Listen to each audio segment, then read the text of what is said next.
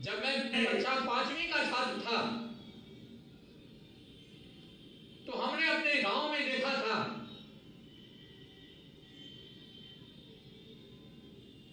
दावत के बाद शादी विवाह में जो दावतें होती हैं, पत्तल पे लोग खाना खाते थे।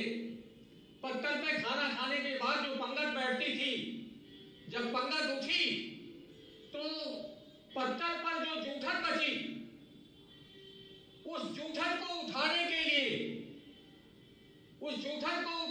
लिए हमने कुत्तों और मुसारों को एक साथ दौड़ते हुए देखा।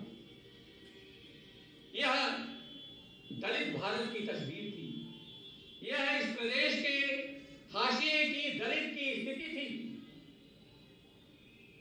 यह दर्द है। और आज महाराज जी, हम आप पे गर्व करते हैं, आप हमारे इष्ट हैं। आपने मुशारों की दशा बदल दी। आज जिस भी मुशार बस्ती में जाइए, उनके पक्के मकान हैं,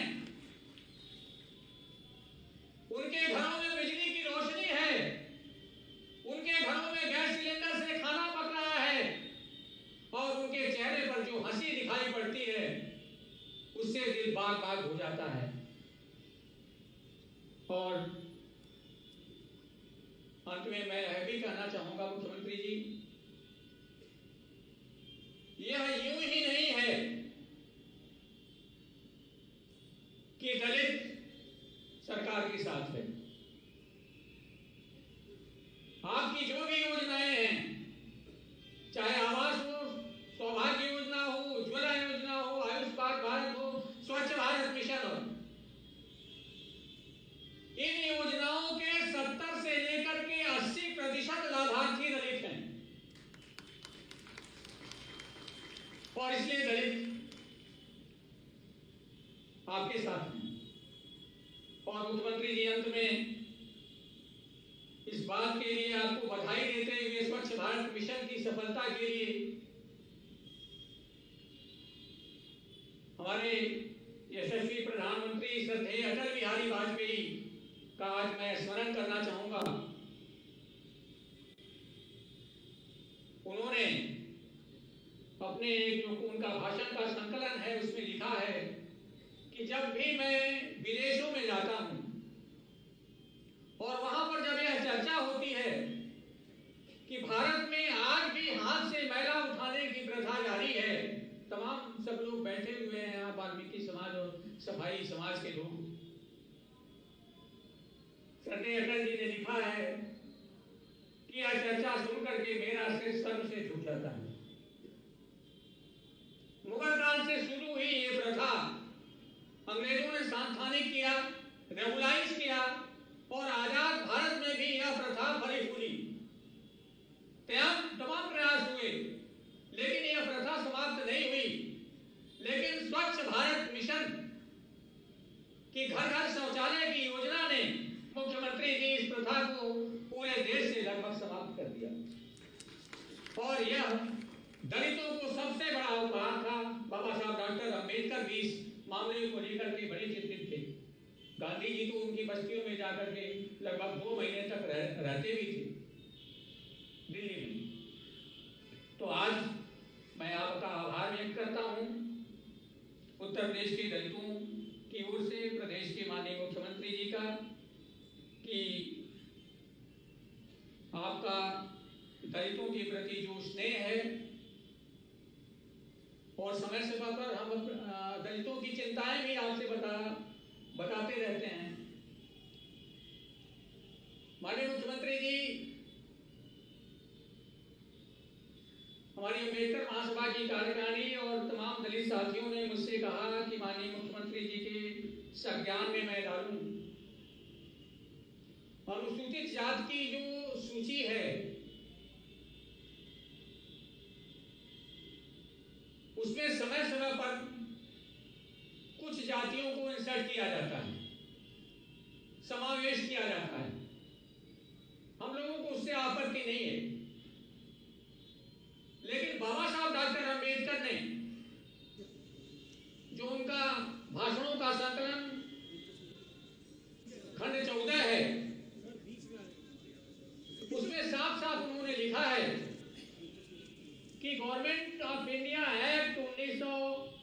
1947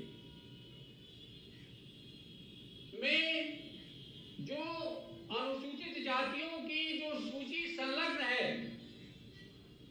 उसको मैंने बड़ी मुश्किलों में बनवाया है और उसमें वे जातियां हैं जिनसे अस्पृश्यता की जाती थी, छुआछूत किया जाता था।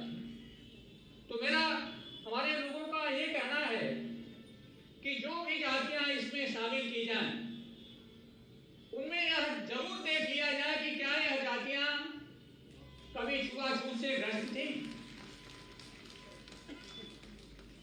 सरकार का हर निर्णय हमें कबूल है, लेकिन माननीय मुख्यमंत्री जी आप क्योंकि हमारे दलित मित्र भी हैं, इसलिए हम आप अपने लोगों का दर्द आपसे कहते हैं।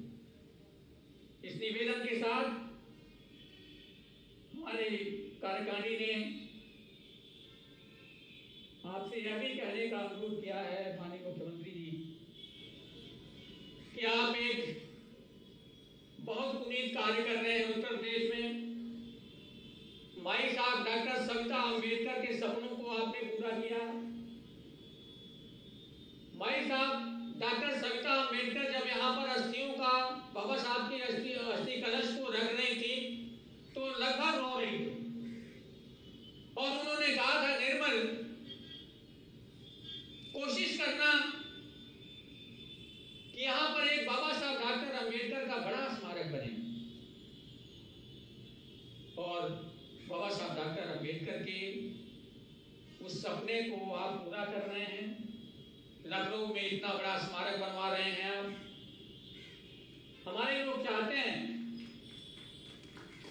कि उस स्मारक को लीज पर, पट्टे पर अंबेडकर महासभा ट्रस्ट को दे दिया जाए, क्योंकि हम चाहते हैं कि देश में जो बाबा साहब डॉक्टर अंबेडकर के मिशन में जो भटकाव आ रहा है, जो हटवादिता और कट्टरवादिता सौंपी जा रही है, हम लोग उसका खंडन करें। लेखन के माध्यम से, भाषण के माध्यम से, सेमिनार के माध्यम से हम वहां पर राष्ट्रीय और अंतर्राष्ट्रीय स्तर का सेमिनार करेंगे। विभिन्न गतिविधियां सांस्कृतिक केंद्र में होंगी। इसलिए हम उसको एक भव्य संस्थान बनाना चाहते हैं। विपස්සना केंद्र भी वहां बन रहा है, अतिथि गृह भी बन रहा है, ऑडिटोरियम भी बन रहा है, शोध केंद्र बन रहा है। पूरे देश में ऐसा संस्थान कोई नहीं है।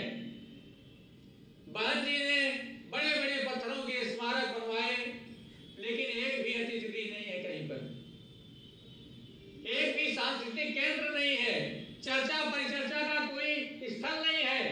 लेकिन यह हमारे जो अम्बेडकर स्मारक बन रहा सांस्कृतिक केंद्र, माननीय जयवीर सिंह जी जिसके मंत्री हैं और उनका बड़ा स्नेह है, हमारे लोगों के प्रति बड़ा प्यार करते हैं, मैं उनका भी स्वागत करता हूं। और इसी बात के साथ मैं अपनी बात को विराम देता हूं। बहुत बहुत धन्यवाद।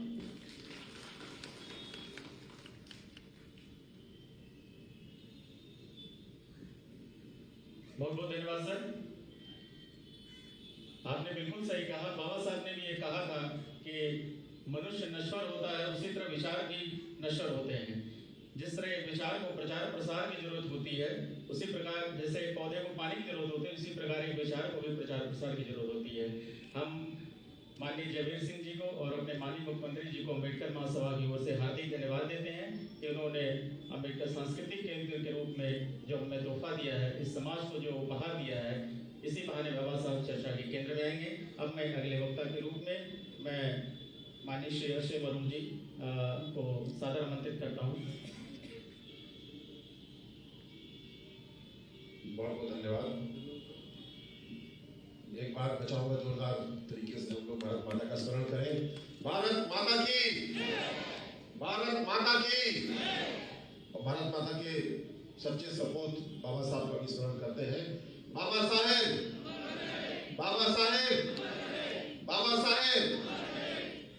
आज की इस सभा में जब हम सब एकत्रित हैं बाबा साहब को अपने पुष्पांजलि अर्पित करने के लिए, इस मंच पर उपस्थित आदरणीय मुख्यमंत्री जी श्री योगी आदित्यनाथ जी, हमारे उप मुख्यमंत्री श्री ब्रजेश पाठक जी भाई साहब, आदरणीय श्री जगीर सिंह जी, हमारे संस्कृति के कैबिनेट मंत्री डॉक्टर लालजी प्रसाद निर्मल जी, जिनका उद्बोधन हमने अभी सुना, और बाबा साहब के जीवन से, उनके दर्शन से आपने प्रेरणा लेकर के अपनी बात कही, आपको बहुत बहुत आभार और धन्यवाद। श्री आनंद द्विवेदी जी, श्री विश्वनाथ जी, हमारे अनुसूचित जाति विकास निगम के उपाध्यक्ष, श्री अमरनाथ प्रजापति जी, उपस्थित सभी देवियों साथियों, आज हम सब के लिए बाबा साहब के जीवन से प्रेरणा लेने का दिन है। हम व्यापक तौर पे देखें तो अर्थव्यवस्था, विधि, श्रम, महिलाओं का सम्मान, सामाजिक न्याय, ऐसे बहुत सारे क्षेत्र हैं जहाँ पे बाबा साहब ने अध्ययन किया और उस अध्ययन के आधार पर एक ऐसा दर्शन देश के सामने प्रस्तुत किया जिस पटरी पे चलते हुए आज हमारी विकास यात्रा यहाँ तक आई है। हम सब के लिए और भी गौरव की बात है कि आदरणीय मुख्यमंत्री जी ने, आदरणीय योगी जी ने एक संकल्प लिया है कि भारत को विकसित राष्ट्रों की श्रेणी में ला करके खड़ा करना है। उत्तर प्रदेश के जो विकास के मानक है वो विकसित राष्ट्रों के मानक के अनुसार होंगे, ऐसा संकल्प आपने लिया है। ये हम सब के लिए बहुत गौरव की बात है। और मैं व्यक्तिगत अनुभव से कहूँ तो माननीय मुख्यमंत्री जी ने मुझे राजस्थान चुनाव में कोटा भेजा था और वहाँ पे जा करके, और अब जब वहाँ चुनाव जीत गए तो मुझे बड़ी खुशी होती है बताते हुए कि लगातार लोगों की आशा ये थी कि भारतीय जनता पार्टी की सरकार ही नहीं आएगी, योगी जी जैसा मुख्यमंत्री भी हमको मिलेगा, ऐसी आशाएं सबकी थी। ये उत्तर प्रदेश के लिए बहुत गौरव की बात है कि आज तीनों राज्यों में जहाँ भारतीय जनता पार्टी की व्यापक बहुमत की सरकार बनी है, सब लोग योगी जी जैसा मुख्यमंत्री ढूंढ रहे हैं। ये हम सब के लिए बहुत गौरव की बात है।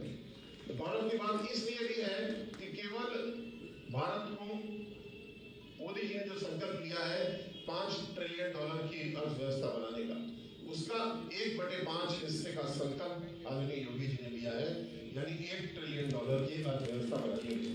अब ये 1 ट्रिलियन तो एक बड़ा सा अंक लगता है, इसको समझने के लिए जरूरी है कि हमको हर घर की आय बढ़ानी है। हर घर की आय को 3 से 4 गुना हमको बढ़ाना होगा, तब हम इस बड़े संकल्प को पूरा कर पाएंगे। तो मुझे पूरा विश्वास है पूरा होगा भी, लेकिन इसके लिए बहुत जरूरी है जो मोदी जी ने नारा हमको दिया है, सबका साथ और सबका विकास। ये नारा नहीं है केवल, ये हमारी नीतियों का सिद्धांत है। कोई भी योजना बनती है तो ऐसा नहीं कि इसमें अंत में सोचा जाता है कि इसमें कुछ सामाजिक न्याय का प्रबंध भी कर दूं। नहीं, सामाजिक न्याय तो बिल्कुल नींव के साथ रहता है हर योजना में। और सबका साथ सबका विकास के साथ साथ जो डबल इंजन की सरकार हमारी काम कर रही है, उसमें गार्ड का डिब्बा भी रखा गया है। इसका काम यही है कि कोई व्यक्ति पीछे न छूट जाए, कोई डिब्बा पीछे न छूट जाए, कोई वर्ग पीछे न छूट जाए, इस प्रकार काम हो रहा है। बाबा साहब ने जो महिलाओं के लिए काम किया, सबसे पहले मैं उसको स्मरण करना चाहूंगा। बाबा साहब ने जब हमारा संविधान हमको दिया तो प्रत्येक व्यक्ति को एक वोट का अधिकार दिया। ये सुनने में हमें बड़ी सामान्य सी बात आज लगती है, लेकिन 1949 में तमाम ऐसे विकसित देश थे, अमेरिका भी के कई राज्य थे जहां पे महिलाओं को वोट का अधिकार नहीं था। तो उन्होंने समय से आगे बढ़ते हुए ये काम किया, महिलाओं को बराबर वेतन मिले, इसके लिए उन्होंने जब 1931 में व्यवस्था हुई थी अंग्रेजों के समय, उसमें उन्होंने इसका कानून बनवाया, इसका प्रबंध किया। हिंदू कोड बिल लाए वो 1956 में, वो कानून बना जिसमें महिलाओं को पैतृक संपत्ति में बराबरी का हिस्सा देने का उन्होंने प्रबंध किया। और इससे प्रेरणा लेते हुए आज आदरणीय मोदी जी ने जो नारी शक्ति बंधन अधिनियम हमको दिया है, ये हम सब के लिए बड़े गौरव की बात है कि अब लोकसभा में, विधानसभा में, अन्य निकायों में 1/3 हिस्सा बहनों को मिलने वाला है। ये बहुत बड़ा संकल्प है, ये बहुत तेजी से हमको आगे लेके जाएगा। अक्सर ऐसी गलती होती है कि बाबा साहब को केवल सामाजिक न्याय का प्रणेता, आरक्षण की व्यवस्था देने वाले शिल्पकार के रूप में याद किया जाता है। ऐसा करके हम बाबा साहब के कद को छोटा करते हैं। मैं अगर उनके द्वारा श्रमिकों के सम्मान के लिए कार्य किए गए उसको याद करूं तो 1936 में उन्होंने एक इंडिपेंडेंट लेबर पार्टी की नींव रखी और उसके जरिए आगे काम करते हुए उन्होंने जब कानून बनाए तो साप्ताहिक अवकाश या पेड लीव, वेतन सहित छुट्टी का प्रबंध उन्होंने किया। उस समय मजदूरों को हड़ताल करने का जेल में डाल दिया जाता था, उसका अधिकार उन्होंने दिया। लेकिन अब आप देखें तो डबल इंजन की सरकार ने श्रमिक कानूनों को पूरी तरीके से आधुनिक कर दिया। जहां बहुत सारे कानून थे आजादी के पहले के पड़े हुए थे, उनको सबको समाहित करते हुए छोटे कानून बनाए, आसानी से समझ में आने वाले कानून बनाए और ताकतवर कानून बनाए गए। अभी आदरणीय निर्मला जी हम लोग के सामने इस बात को रख रहे थे कि अखिलेश यादव जी समाजवादी पार्टी के लोग जब जय हिंद का नारा लगाते हैं तो बड़ा अचरज हमको होता है। बाबा साहब के नाम पे, अन्य महापुरुषों स्त्रियों के नाम पे जितने भी जिले थे, जितने भी संस्थान थी, जितने भी पार्क थे, उनको आपने नाम को काटने का काम किया। आज 6 दिसंबर बाबा साहब का परिनिर्वाण दिवस है। हम जरूर मांग करेंगे, अपेक्षा करेंगे अखिलेश जी से कि सबसे पहले माफी मांगे बाबा साहब से, सबसे पहले माफी मांगे उन सभी महापुरुषों से, स्त्रियों से जिन्होंने सामाजिक न्याय की यात्रा को आगे बढ़ाया। और अगर उनको लगे माफी वो दे रहे हैं तब जय भीम का नारा लगाने के बारे में सोचें, वरना ये खोखली बातें सबको साफ दिखती हैं, इसमें कहीं कोई झांसे में आने वाला नहीं। एक बहुत अच्छी बात कही जाती है, शायद अब्राहम लिंकन जी ने कही थी कि अगर किसी के चरित्र को परखना है तो उसको ताकत दे दो। If you want to test somebody give him power. तो जब इनको पावर मिली तो क्या काम किया ये हमारे सामने सूची है। और आपने आदरणीय योगी आदित्यनाथ जी को पावर दी, पावर नहीं सेवा का मौका दिया, तो हमारे पास एक लंबी सूची उपलब्ध है। जहां बाबा साहब के नाम पे एक अम्बेडकर ग्राम योजना विकास के लिए चलती थी, उसको समाजवादी पार्टी की सरकार ने उसको बंद किया। आदरणीय योगी जी ने, आदरणीय मोदी जी ने हमको उससे बहुत बड़ी योजना दी, प्रधानमंत्री आदर्श ग्राम योजना के रूप में। उत्तर प्रदेश के 10,000 से ज्यादा गांव उससे लाभ ले रहे हैं। और वो केवल सड़क बनाने की योजना नहीं है, वो शिक्षा, स्वावलंबन, हर चीज को उसमें समाहित किया गया है और सड़क को भी उसमें रखा गया है। ऐसे 10,000 गांव आज लाभ ले रहे हैं। तो ये अंतर हम सब के सामने है, इसको हमको समझना है। लेकिन विकास यात्रा में हम लोग को तेजी से आगे बढ़ना है। बाबा साहब से सबसे बड़ी प्रेरणा हमको मिलती है, वो एक छात्र थे, जीवन भर उन्होंने सीखने की कोशिश की। और आज जब हम देश को आगे बढ़ाने का प्रयास कर रहे हैं, अमृत काल में आगे बढ़ रहे हैं, हमारी चेष्टा है कि हम विश्व गुरु बने। तो विश्व गुरु में विश्व शिष्य बनना निहित है। जब हम दुनिया से सीखेंगे, हम अपने आसपास से सीखेंगे, तब हम कुछ ऐसा कर पाएंगे जो ग्लोबल, अंतर्राष्ट्रीय स्तर का होगा, और तब हम विश्व गुरु बनने के लायक होंगे। तो बाबा साहब निश्चित रूप से एक विश्व गुरु थे। उन्होंने जो संविधान हमको दिया, हमारे भारतीय संविधान के बाद जितने भी संविधान बने, उन्होंने ज्यादातर अंश हमारे संविधान से लिए। ये विश्व गुरु होने का सबसे बड़ा एक प्रमाण है। तो खासकर सामाजिक न्याय की जो रूपरेखा, जो मॉडल बाबा साहब ने दिया, वो तो हमारे संविधान के बाद में जो संविधान आया उसने इसी मॉडल को दिया। तो बाबा साहब सही मायने में विश्व गुरु थे और हम सबके लिए स्मरणीय है, पूजनीय है। और आज के इस अवसर पे 6 दिसंबर को उनके महापरिनिर्वाण दिवस पर हम सब न सिर्फ उनको याद करते हैं, बल्कि उनसे प्रेरणा लेते हैं कि उनके बताए हुए रास्ते पे चलेंगे।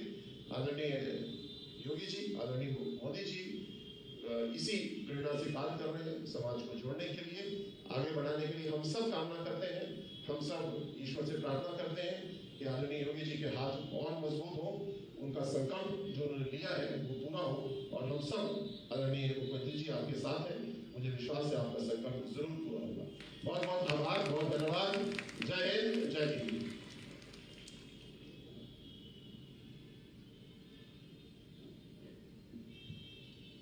बहुत बहुत धन्यवाद सर। आपने बाबा साहब के व्यक्तित्व के और भी फलक थे, जितने उनके व्यक्तित्व के बहुआयाम थे, उस पर बारे में प्रकाश डाला। बिल्कुल बात सही है, बाबा साहब ने मजदूरों के लिए, कामगारों के लिए, महिलाओं के लिए जितना किया है, बल्कि एक आधुनिक भारत के आधारशिला के रूप में भाखड़ा नांगल, हीराकुंड, दामोदर घाटी जैसी परियोजनाओं की आधारशिला की उन्होंने परिकल्पना की, आधारशिला रखी। एक उनका बड़ा बहुआयामी व्यक्तित्व था। और अल्टीमेटली जो भारत का संविधान है, बाबा साहब ने संविधान के बारे में कहा था कि संविधान मात्र वकीलों का दस्तावेज नहीं है, बल्कि यह जीवन जीने का माध्यम है। तो जो उन्होंने इस देश को एक संवैधानिक दर्शन दिया, एक लोकतंत्र का रास्ता दिया, उसके माध्यम से हमने अपनी बहुत सारी समस्याओं का समाधान इस संविधान के माध्यम से खोजा है। अब अगले वक्ता के रूप में मैं माननीय मंत्री श्री जयवीर सिंह जी को सादर सम्मान आमंत्रित करता हूँ।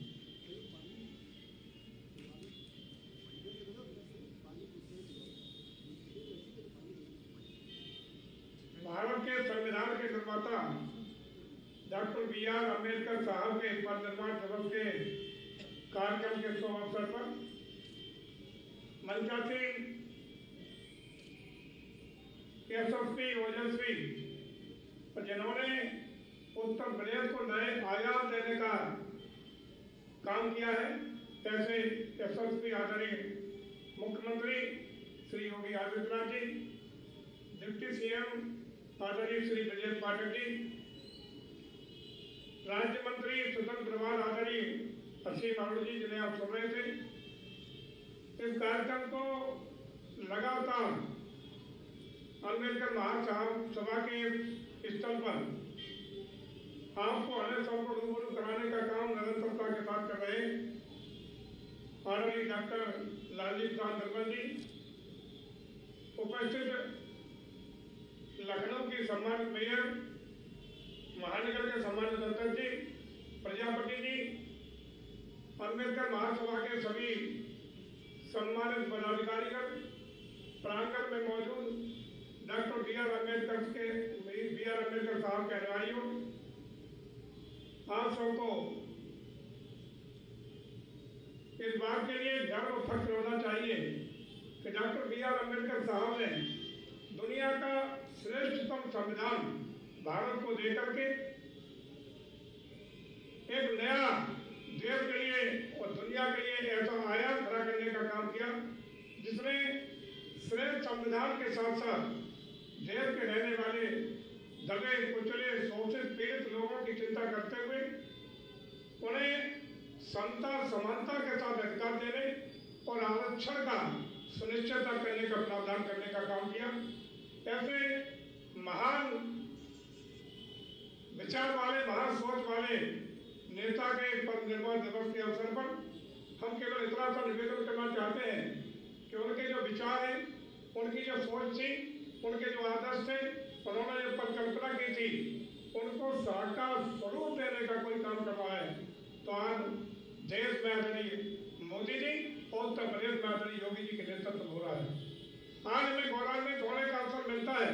आप हम सब देख रहे होंगे कि दबे कुचले शोषित पीड़ित वंचित समाज के लोगों को, गरीब लोगों को चाहे भरण पोषण करने की चिंता की बात हो, उनके अधिकारों को दिलाने की चिंता की बात हो, चाहे उन पर जुर्म जाति करने वालों को कानून के कटघरे में खड़ा करने की बात हो, आदरणीय योगी जी के कार्यकाल, नेतृत्व के कार्यकाल में सरकार में किसी की हैसियत नहीं है कि हमारे कमजोर और गरीब लोगों पर जुर्म जाति अत्याचार करने का काम कर ले।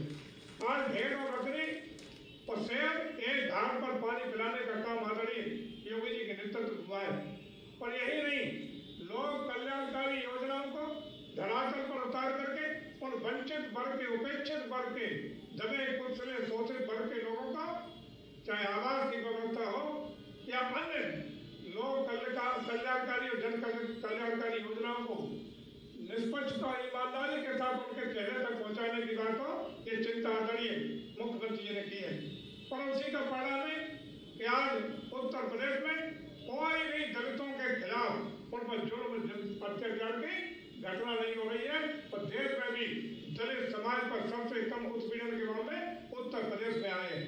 और इन 6 सालों में जिस प्रकार से इस उपेक्षित और वंचित समाज को न्याय, विकास और जन कल्याणकारी योजनाओं का लाभ देने का काम केंद्र में बैठी सरकार आदरणीय मोदी के नेतृत्व में और उत्तर प्रदेश में आदरणीय योगी आदित्यनाथ जी के नेतृत्व में जिस तरीके से कर रही है, निश्चित रूप से मेरे पूरा भरोसा है कि जो बाबा साहब B.R. अम्बेडकर ने सोचा था, समता समानता का जो संकल्प लिया था, जो योजना बनाई थी और जिसके लिए उन्होंने संविधान में स्पष्ट रूप से व्याख्या भी की थी, उसको धरातल पर उतारने का काम इन सरकारों के कार्यकाल में हो रहा है।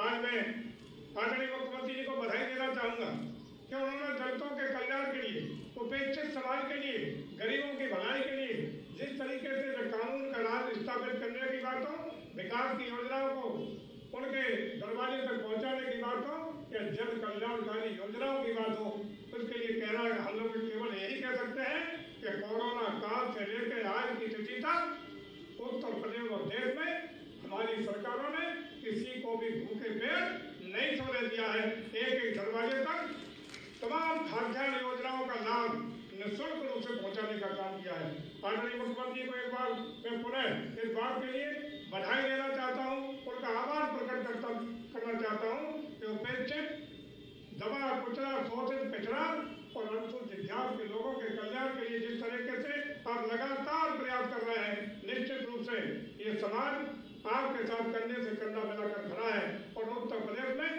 एक समता समानता का समान पैमाना लागू हो गया है। मैं आप सबको हृदय से, आप सबकी ओर से आदरणीय मुख्यमंत्री को बधाई देता हूं और पुनः डॉक्टर B.R. अम्बेडकर साहब को श्रद्धा के समर्पित करते हुए उनको नमन करता हूं, प्रणाम करता हूं और आप सबको भी धन्यवाद देता हूं कि उनके बताए हुए मार्ग पर आप सब लोग उसका अनुसरण करते हुए देश की तरक्की में और भारत को विकासशील भारत से विकसित भारत बनाने में अपनी महती भूमिका का निर्वहन कर रहे हैं, आगे भी करते रहेंगे। मैं पुनः इस कार्यक्रम पर आप सबको यहाँ पधारे बहुत बहुत आभार व्यक्त करते हुए भारत माता की, भारत माता की, बाबा साहेब, बहुत बहुत धन्यवाद।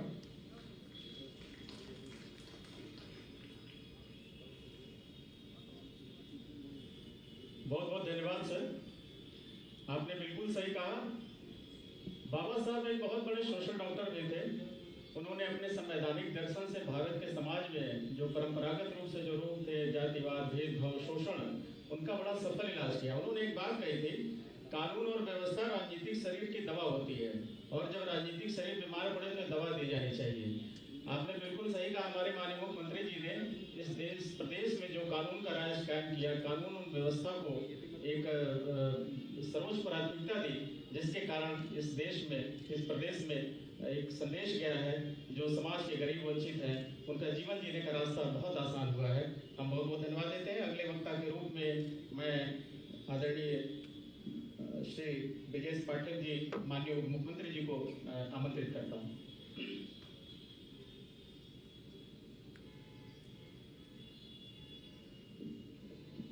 भारत रत्न बोधिसत्व बाबा साहब डॉक्टर भीमराव अम्बेडकर जी के परिनिर्वाण दिवस पर आयोजित श्रद्धांजलि सभा में हमारे बीच में उपस्थित हैं उत्तर प्रदेश के आदरणीय मुख्यमंत्री आदरणीय योगी आदित्यनाथ जी, हमारे साथ माननीय मंत्री आदरणीय जयवीर सिंह जी, माननीय मंत्री आदरणीय असीम अरुण जी, लखनऊ की महापौर आदरणीय सुषमा खरगवाल जी, इस कार्यक्रम के मुख्य कतारधर्ता अम्बेडकर महासभा को बहुत लंबे समय से सिंचित करने वाले सदस्य विधान परिषद आदरणीय डॉक्टर लालजी प्रसाद निर्मल जी, आदरणीय अमरनाथ प्रजापति जी, आदरणीय विश्वनाथ जी, आदरणीय प्रमोद कुमार जी, आदरणीय बहन डॉक्टर सत्या दोहरे जी, माननीय विधायक आदरणीय योगेश शुक्ल जी, उपस्थित सभी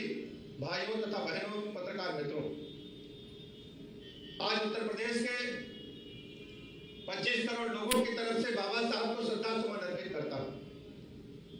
बाबा साहब भीमराव अम्बेडकर ने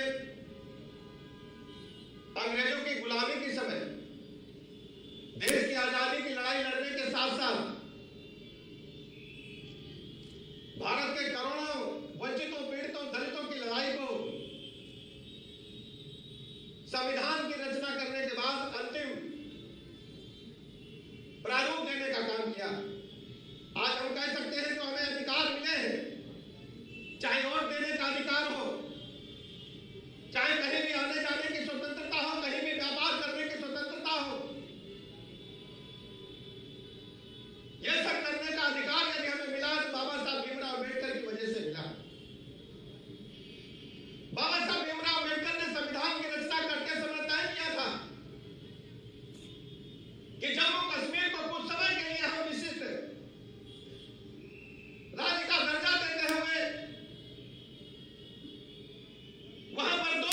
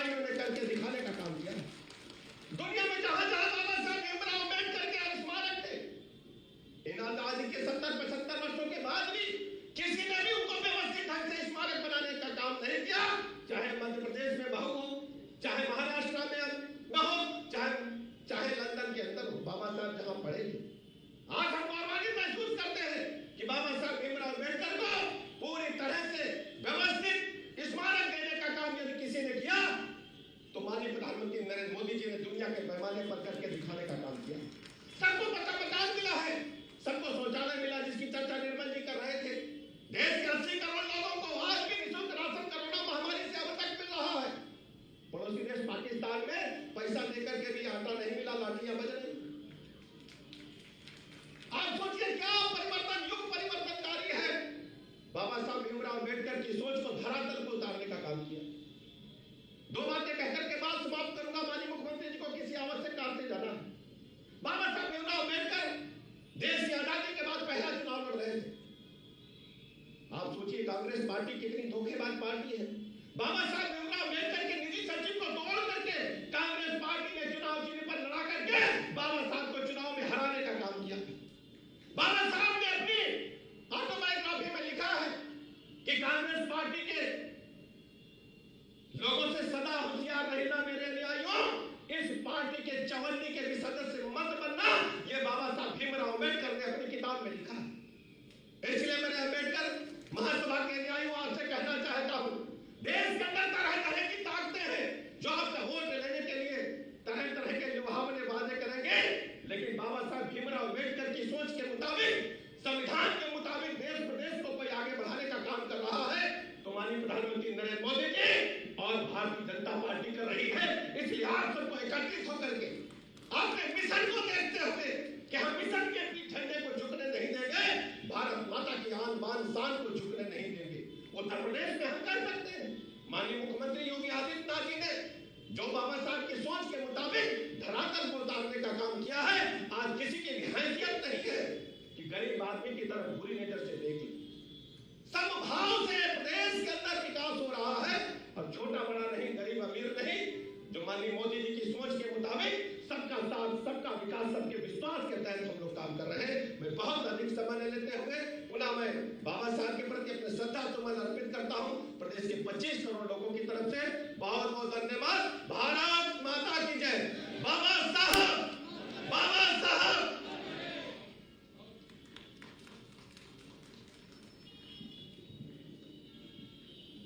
बहुत बहुत धन्यवाद सर।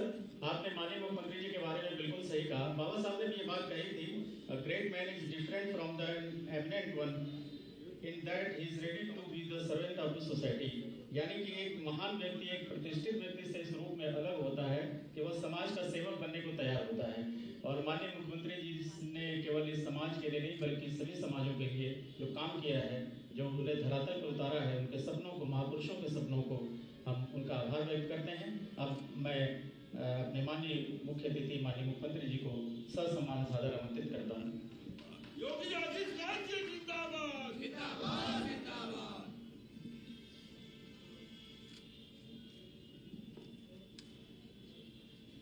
भारत माता के महान सपूत, भारत के संविधान सभा के शिल्पी,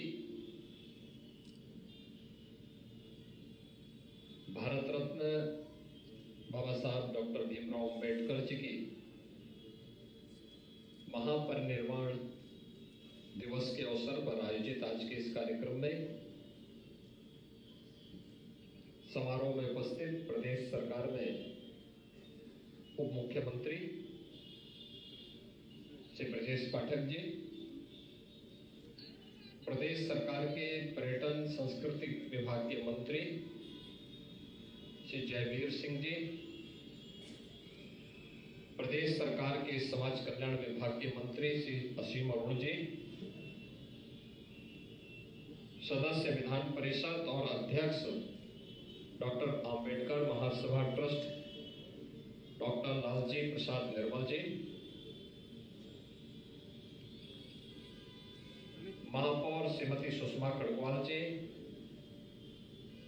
माननीय विधायक श्री योगेश शुक्ला जी, भारतीय जनता पार्टी के महानगर के अध्यक्ष आनंद द्विवेदी जी,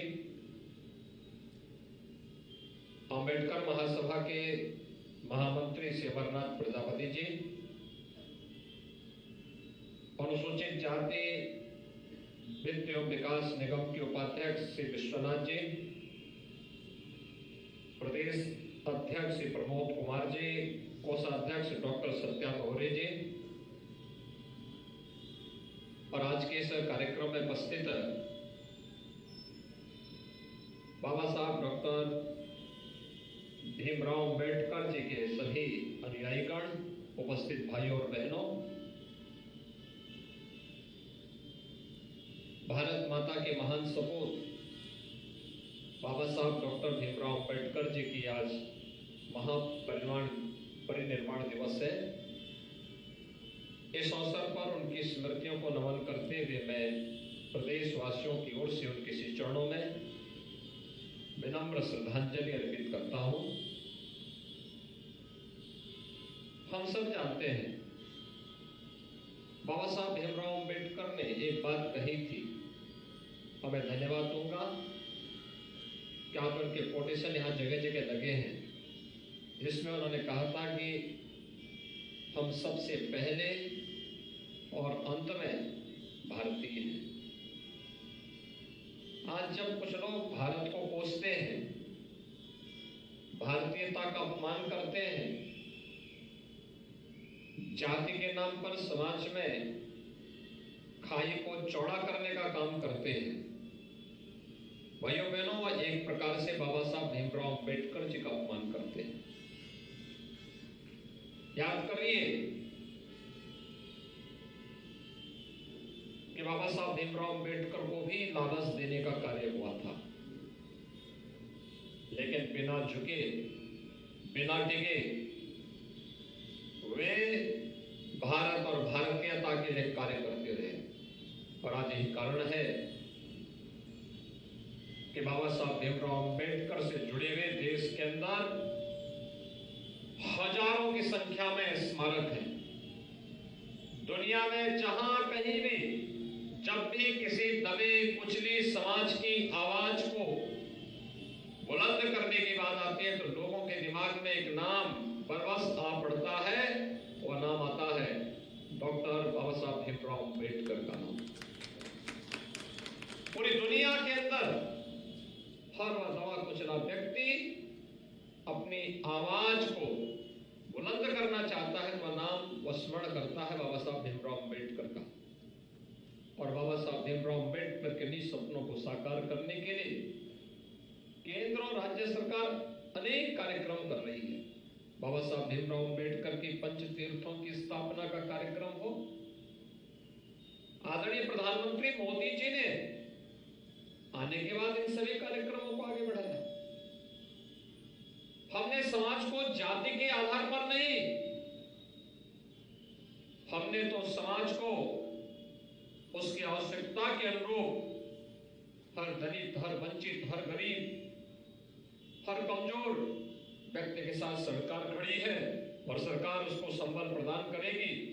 इस दृष्टि से सरकार ने उसको अपना सहयोग देना प्रारंभ किया। भाइयों बहनों, 2014 के पहले एक सपना होता था आवास। आवास के नाम पे लोग किस प्रकार का मजाक बनाते थे। 20,000 में कोई आवास बन पाता है क्या? और जो नहीं बना पाता था उसके ऊपर अलग से कार्रवाई हो जाती थी। आज देश के अंदर 4 करोड़ परिवारों के पास अपना पक्का आवास है, जिन लोगों को प्रधानमंत्री मोदी जी ने पिछले 9-9.5 वर्ष के अंदर आवास की सुविधा दी है।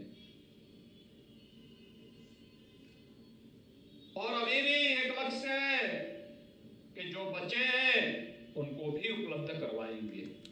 गांव हो या शहर, हर दलित को, हर वंचित को, हर गरीब को इसकी सुविधा का लाभ मिलना चाहिए। शौचालय बने, 12 करोड़ परिवारों के लिए शौचालय के निर्माण का कार्य। मैला ढोने की कुप्रथा को पूरी तरह बंद करते हुए उसका उपचार था, उसका विकल्प था हम हर घर में शौचालय बनाए। ये कुप्रथा पर प्रहार तो था ही, लेकिन साथ साथ भाइयों बहनों, दबे कुचले समाज को बीमारियों से, विभिन्न प्रकार की बीमारियों से मुक्त करने का एक अभियान भी था, जिसका पैसा जिसका बचता है परिवार खुशहाल होता है। याद करिए कि हर हर गरीब को 5 लाख रुपए की स्वास्थ्य बीमा का कवर पहले की सरकारी क्यों नहीं दे रही थी? सरकारी तो भी चला रहे थे। दुर्भाग्य से कोरोना अगर 14 के पहले आया होता, क्या होता? कोई बच पाता? आप होते या हम होते, कोई बच पाता?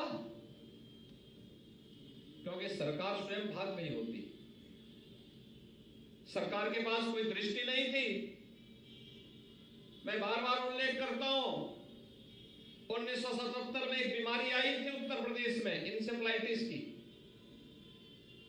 40 वर्ष में इस बीमारी से 50,000 बच्चों की मौत हुई थी और इस बीमारी से 90% मौत दलित और अल्पसंख्यक समुदाय के होते बच्चों की होती थी। आज जब डबल इंजन की सरकार आई, एक साथ मिलकर काम किया, भाइयों बहनों, आज इस बीमारी को पूरी तरह नियंत्रित किया जा चुका है। अगर स्वच्छ भारत मिशन में शौचालय नहीं बनते, हर घर नल योजना में पेयजल की व्यवस्था नहीं होती, व्यापक अभियान दोनों सरकारें मिलकर के नहीं चलाती, इंसेफ्लाइटिस कभी समाप्त नहीं होता। ऐसे ही कोरोना में प्रधानमंत्री मोदी जी ने लीडरशिप स्वयं अपने हाथों में लेकर के एक एक कार्यक्रम की निगरानी की। गरीब को राशन मिलना तो राशन उपलब्ध कराओ, काम नहीं तो भरण पोषण भत्ता उपलब्ध कराओ, बीमार हो गया तो टेस्ट करो, उपचार की आवश्यकता तो फ्री में उपचार दो, और भाइयों बहनों फिर फ्री में वैक्सीन भी दिया तो फ्री में राशन की सुविधा भी दी। ये दुनिया के अंदर कहीं नहीं हुआ। दुनिया में बड़े बड़े विकसित देश हैं, प्रति व्यक्ति आय वहां दुनिया की सर्वाधिक है, लेकिन वे अपने लोगों को नहीं बचा पाए, क्योंकि सबसे प्रभावी 2 वैक्सीन प्रधानमंत्री मोदी जी ने भारत के अंदर विकसित करवाई और भारत के हर नागरिक को बिना भेदभाव के इन सुविधाओं का लाभ दिया। सरकार पहले चेहरा देख करके कार्रवाई करती थी, चेहरा देख करके लाभ देती थी। कोई दलित समर्थक होता था, कोई दलित विरोधी हो जाता था, लेकिन जो विरोधी थे वे तो विरोधी थे ही, जो समर्थक बनने का काम करते थे वे भी काम पक्ष में नहीं कर पाते थे, वे भी झुंझुना पकड़ाने का प्रयास करते थे। उनके नाम पे अपनी रोटी तो सेकते थे, लेकिन गरीबों के लिए, वंचितों के लिए कोई प्रभावी कार्यक्रम नहीं कर पाते थे। पहली बार आपने होगा तब मोदी जी ने जाति मत मजहब के आधार पर नहीं, एक ही नारा दिया, सबका साथ और सबका विकास। आप मुझे बताओ, जो बार बार नाम जपे और करे कुछ नहीं, वो बड़ा है या जो अपने नारे को प्रभावी ढंग से लागू करके हम सबको योजनाओं के साथ जोड़ने का काम कर रहा है? और प्रधानमंत्री मोदी जी ने योजनाओं के साथ जोड़ने का काम किया। बाबा साहब भीमराव अम्बेडकर की सपनों को सही मायने में अंगीकार करने वाले, लागू करने वाले, और 26 नवंबर की तिथि को संविधान दिवस के रूप में स्थापित करने का काम भी अगर किसी ने कहे, प्रधानमंत्री मोदी जी ने किया। बाबा साहब भीमराव अम्बेडकर के प्रति इससे बड़ी श्रद्धांजलि और क्या हो सकती है? 26 नवंबर की तिथि को अब हम 14 अप्रैल की तिथि को भी, 6 दिसंबर की तिथि को भी, 26 नवंबर की तिथि को भी बाबा साहब भीमराव अम्बेडकर जी का स्मरण करते हैं और उनके प्रति, उनके द्वारा प्रदत्त संविधान के प्रति सम्मान का भाव व्यक्त करते हैं।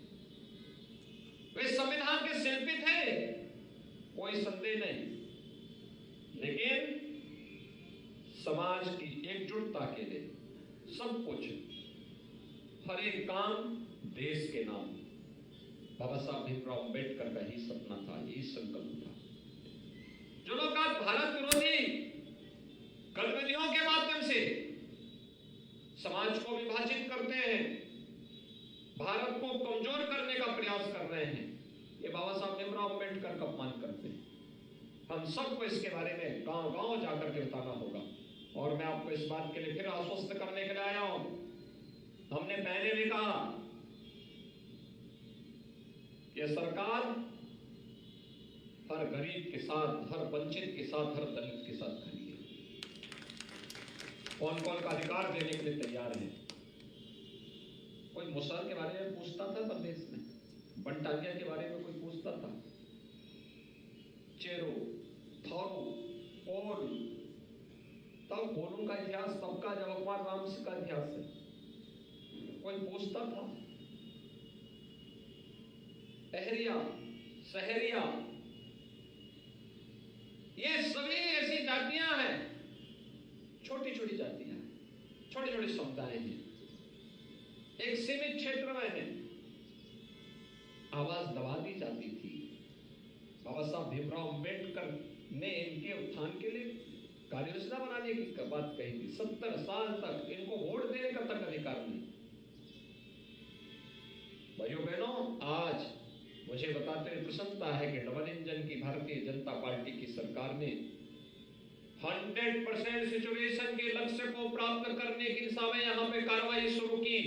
हर उस दलित और वंचित के पास, वो मुसहर हो, कोल हो, भील हो, चेरू हो, थारू हो, सहरिया हो, बुक्सा हो, इनके पास, हर एक के पास अपना मकान होना चाहिए, जमीन का पट्टा होना चाहिए, उनके पास अपना शौचालय होना चाहिए, उनके पास राशन कार्ड होना चाहिए, उनके पास पेंशन की सुविधा होनी चाहिए, उनको फ्री में राशन की सुविधा मिलनी चाहिए, उनके पास जॉब कार्ड भी होना चाहिए और उनको शासन की हर एक योजना से जोड़ने का काम भी होना चाहिए।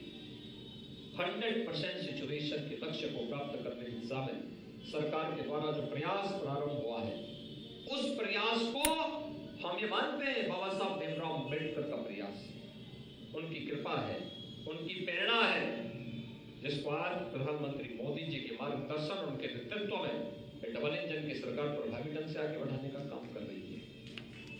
आज हर एक क्षेत्र में आपको सुविधा मिल रही, आरक्षण का लाभ मिल रहा है, आगे बढ़ने के लिए एक नई ताकत मिल रही है, और इसलिए जिससे कोई भेदभाव न करने का है, समाज में किसी प्रकार की कोई अस्पृश्यता न हो, इसको पूरी तरह समाप्त करना है, इसको आगे बढ़ा करके हमें अपने देश को मजबूत करना है, जिससे बाबा साहब का मिशन और देश का मिशन है, और व्यक्ति का मिशन नहीं, देश का मिशन है, भारत की मजबूती का मिशन है, भारत की एकता और अखंडता का मिशन है, भारत को दुनिया की एक ताकत बनाने का मिशन है, और उस मिशन के साथ हम सब जुड़ करके कार्य करेंगे। और मैं आज के इस अवसर पर इस बात के लिए फिर आपको आश्वस्त करता हूं, जहां भी अभी जमीन के पट्टे नहीं मिल पाए हैं, हमने पहले कहा है, अगर आरक्षित श्रेणी की भूमि नहीं है तो जो दलित, जो वंचित, जो गरीब वहां पे अपनी झोपड़ी, अपना मकान बनाया है, उसको वहीं पे वो जमीन का पट्टा देकर उसके पक्का मकान बना दो।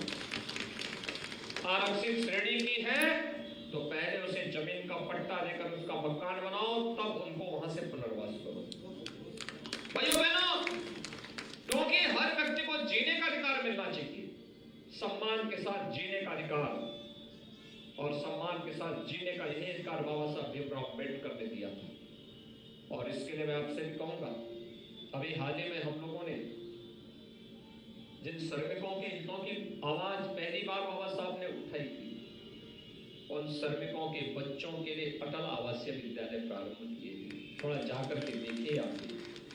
मैं कहूँगा एक बार अटल आवासीय विद्यालय का निरीक्षण करिए, श्रमिकों के बच्चे पढ़ रहे हैं, और कैसा विद्यालय उनको लिए बन रहा है, पब्लिक स्कूल और कॉन्वेंट के सामने फेल है। एक बार जाकर के देखिए और बच्चों की आवाज को सुनिए, थोड़ा वहां देखिए, वहां पे आज असीम अरुण जी के नेतृत्व में आश्रम पद्धति के विद्यालय भी जिस मजबूती के साथ काम कर रहे हैं, अभ्युदय कोचिंग के संस्थान जिस रूप में चल रहे हैं, आज अधिक से अधिक हमारा दलित बंधु, और अब बच्चा जब कंपटीशन में पास करते हुए उस प्रतियोगिता परीक्षा को पास करके आता है और फिर कहता है कि मैंने अभ्युदय से कोचिंग लेकर के मैं इस परीक्षा को पास किया हूं, लगता है कि देखिए इसका अधिकार होना चाहिए जिसको पहले वंचित किया जाता था। भाइयों बहनों, एक सरकार का प्रयास है, और उसी प्रयास को आगे बढ़ाने के लिए, आपको आश्वस्त करने के लिए आज हम यहाँ पर आए हैं। आज ये कार्यक्रम केवल यहीं पे नहीं हो रहा है, यहाँ पे तो डॉक्टर लालजी प्रसाद जी यहाँ पे कार्यक्रम 31-32 वर्षों से करते रहे हैं, तो हम लोग इसी को सरकारी कार्यक्रम के साथ बना लेते हैं। लेकिन हर जनपद में सरकार का जियो जारी हुआ है, हर आयोजन, हर संस्थान में, हर स्कूल कॉलेजेस में, हर एक सरकारी कार्यालय में ये आयोजन हो रहे हैं। और इसलिए हमने कहा कि छुट्टी नहीं, और महापुरुषों की तस्वीर को सामने रख करके संकल्प लो। उनके संकल्प क्या थे, उनकी प्रेरणा क्या थी? उनकी प्रेरणा हमारा संकल्प बनना चाहिए, और उसी संकल्प के साथ जुड़ने के लिए आज हम सब इन कार्यक्रमों को प्रदेश भर में कर रहे हैं, देश भर में कर रहे हैं। आपने देखा होगा सुबह सुबह राष्ट्रपति जी भी, प्रधानमंत्री जी भी, उपराष्ट्रपति जी भी, हमारी तमाम केंद्रीय मंत्रीगण बाबा साहब भीमराव अंबेडकर जी को श्रद्धांजलि अर्पित करने के लिए निकले। संसद में अलग से कार्यक्रम हो रहा है।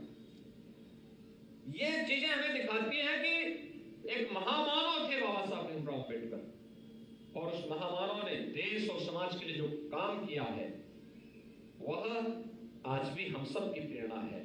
और उसी प्रेरणा से प्रेरित होकर के हम सबको मिलकर के अपने देश को मजबूती प्रदान करने के लिए कार्य करना चाहिए।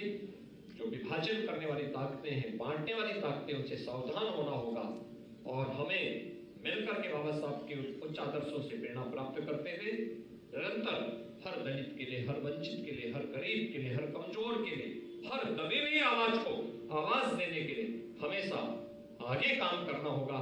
इस विश्वास के साथ मैं एक बार फिर से बाबा साहब भीमराव अंबेडकर जी के महापरिनिर्वाण दिवस के अवसर पर उनकी स्मृतियों को नमन करते हुए विनम्र श्रद्धांजलि अर्पित करता हूं, और आप सबको इस बात के लिए आश्वस्त करता हूं, सरकार हमेशा आपके साथ में है।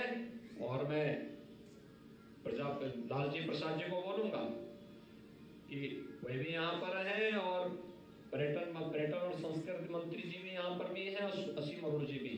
हमारा प्रयास होना चाहिए, तीनों का दायित्व बनता है कि जो लखनऊ में बाबा साहब भीमराव अंबेडकर जी का हम अंतर्राष्ट्रीय केंद्र बनाने जा रहे हैं, उनका स्मारक का केंद्र बनाने जा रहे हैं, और इसे तैयारी करिए कि अगले आने वाले समय के कार्यक्रम हमारे वहां बने।